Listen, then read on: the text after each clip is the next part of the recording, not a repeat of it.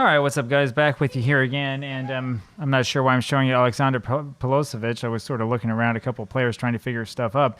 We've gone through the squad, we got everything figured out, and we've got players organized by position here. So I'll have you take a quick look here very quickly on what we're going to do to set up this tactic.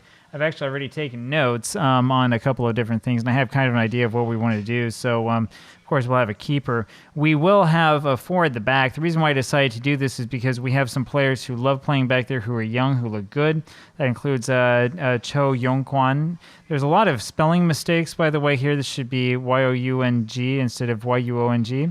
And we'll come across those as we move forward. There are a number of players here that have mistakes, and that's just on Sports Interactive. I'm sorry, you guys need to do a better job. The other one here is Kim Chang-so.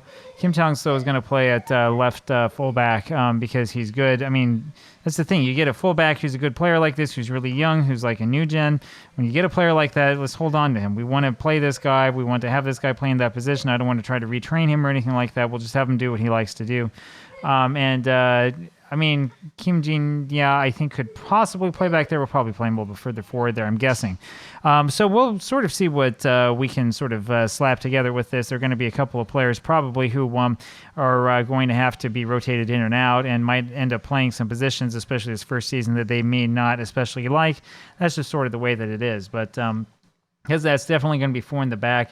I was just looking at this, sort of eyeing it. Now, I've played with this team before when FM23, and because of that, I know what Osmar is like. He likes to play in that defensive midfielder role. And so what I'm thinking is we'll probably have like a triangle there, right? We'll have a defensive midfielder and then two midfielders above him because we have Osmar, who I know likes to play defensive midfield and is a good player that we're going to play until he retires. He's going to stay with our team. And we have a number of players who can play here at central midfield, and so we'll just see what we can figure out with them and see who fits in best and who doesn't. Right now, up at front, the question, of course, the first question I ask is, do we really want a striker or not? I think that we do because we have a number of players here who are strikers. I mean, we're not going to... So when it comes to loans, I don't like keeping these guys in who are loaned out to us. We're probably just going to get rid of them. I don't know, are we paying any money for this guy? We are paying money to loan him out from Nottingham Forest. I mean, it's a little bit per week, but we have this guy, Lee Ki-sung, who I think is probably just as good, who actually belongs to us. I mean, he's not going to be just as good in terms of ability, but in terms of his potential, yeah, let's develop this guy instead of loaning a guy in to develop him for a different team. And that guy's 29. I mean, get rid of this. What are we doing? We don't want a 29-year-old loaned in from Nottingham Forest. That's ridiculous. So we're not going to do that anymore. Instead, we're going to get rid of that guy. We'll have these two guys who can play striker. That means we'll have one guy in the front. We won't do the shadow striker route. I thought maybe we could do this because I looked at Pilosevic, who likes playing in attacking midfield. And we look at this, his coach report. I mean, he wants to play as an advanced playmaker. I'd have him play as a shadow striker instead. We could do that. I don't think that we're going to do it, though. Pilosevic is 28. He'll be here for probably a couple of seasons, and then eventually we'll kind of move on from him. So we'll figure out if we have to change that with the tactics sometime in the future. But I think that overall we'll probably end up with a Pilosevic playing like on one of the wings. We'll have wingers on the sides because we do have guys who can play there. This is another spelling mistake. Lim Sang-hyub. He should be Hyun. So that was written incorrectly, Im Sang-hyun. But whatever, I don't really care. We're trying to get rid of him. But we'll have guys like So Jae-min who like to play on the left side.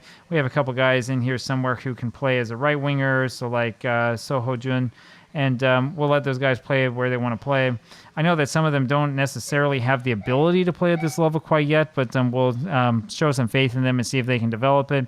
If they can, great. If they can't, well, we'll bring somebody else up and we'll see what happens. We'll make this kind of dynamic. But basically, we have two different triangles. We have the striker, two wingers, and then we'll have an inverted triangle with two midfielders and a defensive midfielder, and then we'll have four at the back. So let's go into the tactics and let's make this up.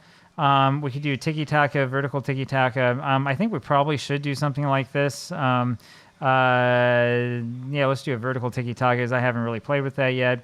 And that would be what a 4. We won't do necessarily. I mean, this is kind of what we want to do. We really want to do something that's a little bit more like this, the 4-3-3 DM wide. So we'll go ahead and just use this, confirm. And then there are a couple of quick changes we'll make. So we'll change this over here to a advanced forward. I mean, you could do pretty much whatever as you want. Both of these we're going to change here, I think, to wingers for the time being. I'm not sure if we want to do this necessarily on attack or on a support duty. I think probably what we're going to do is we're going to have them attack for the time being, and then sort of figure it out from here. So we'll have wingers on attack at the start, just sort of for fun. This didn't go in right, so we will change it again. You're going to be on attack. You're going to be in attack as well. Then we'll figure out what to do here. I like having both wingbacks here probably on support, at least at the start. We want to have probably 2 ball-playing defenders, so we'll have 2 ball-playing defenders. I think that before we had 3. The sweeper-keeper on support is definitely what we want. This, instead of the Regusta, I think we'll probably end up with just a defensive midfielder on support and sort of see what happens there. That's what we'll do for now. We could always... it's not going to work with a Segundo Volante. We'd have to move him kind of over to the side to get that to happen. I think if we have him over here, then you can have a Segundo Volante. It's not really designed here for this 3-person role. And instead of that, what we'll do is we'll have a attacking Mazzala. And then the other one here, I don't know, central midfielder. We could have like an advanced playmaker or something. I mean, we can try this. Let's try an advanced playmaker and see what happens. That way we have the one playmaker. We have a Mazzala who will run up. Right, let's see what the Mazzala does. Yeah, central player likes to drift wide, operate in the half spaces, and he will often leave his midfield responsibilities to his teammates while he looks to make attacking contributions in the final third. So we'll see if that works or not. I mean, maybe it'll work, maybe it won't. We'll sort of see what happens. As far as this is concerned, a lot of this stuff is going to be kind of stylistic, right? I mean, I'm not really that upset about necessarily having a narrow attacking width. I mean, whatever. We'll figure this out as it goes. Instead of doing this stuff, though, I think we'll focus play down both sides. I mean, I guess we could play out a defense. I don't really care that much. We'll just have that on nothing.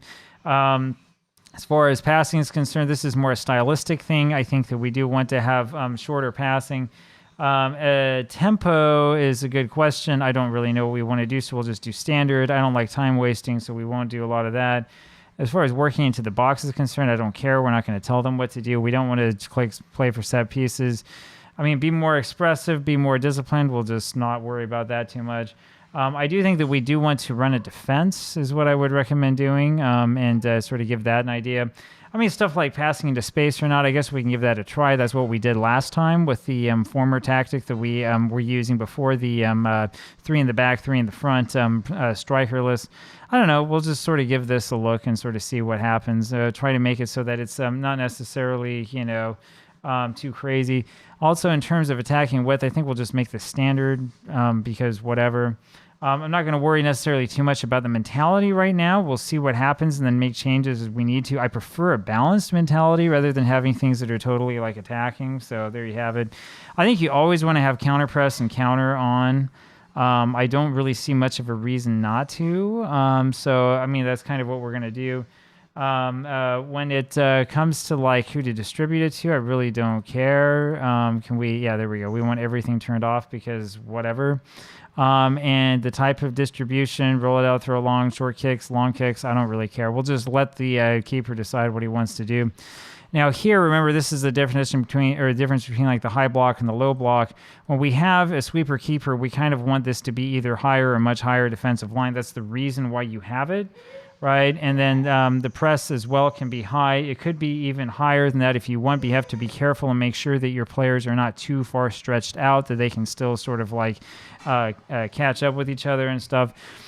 Get stuck in or stay on feed. I mean, the game will often tell you we need to get stuck in so that we can tackle more. It will say something like, oh, we're getting stuck in too much, and so we're getting a lot of yellow cards and stuff like that.